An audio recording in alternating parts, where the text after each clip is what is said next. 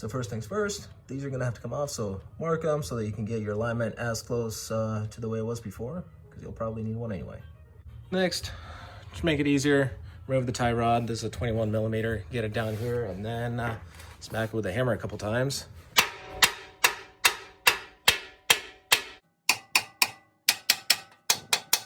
When all fails, some BB blaster.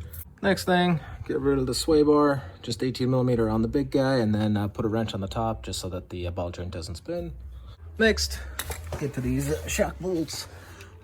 1, 2, also 18 millimeter. Just take them off so that the shock's ready to come out whenever. Boom.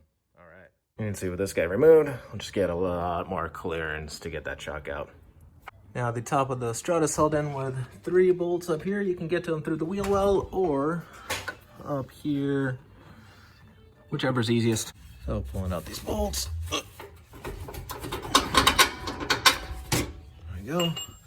Now I have a jack underneath it to catch it when you do the other side. Now you're gonna wanna get that pry bar, get it underneath there, and start getting that shock out of there. And work it out.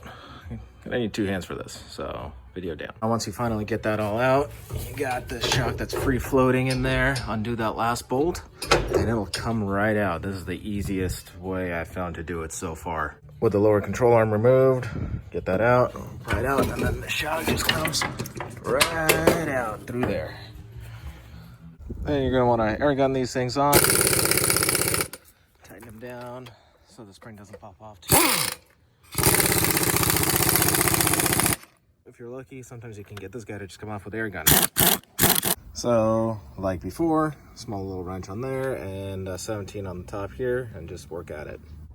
So as you can see, that bushing is not perfectly perpendicular, and that's by design, so there is a clocking to the shock. Look on the truck, see which way the 2 narrow bolts are, usually forward or back, depending on the side. And then the opposite one, the easiest way I found, is to just look straight down the shock, and it will line up with that other tab.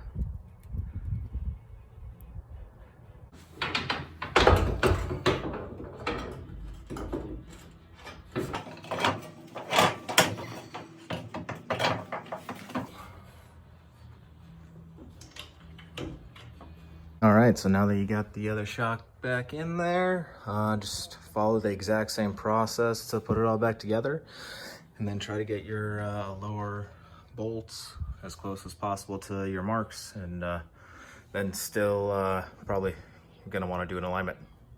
Good luck.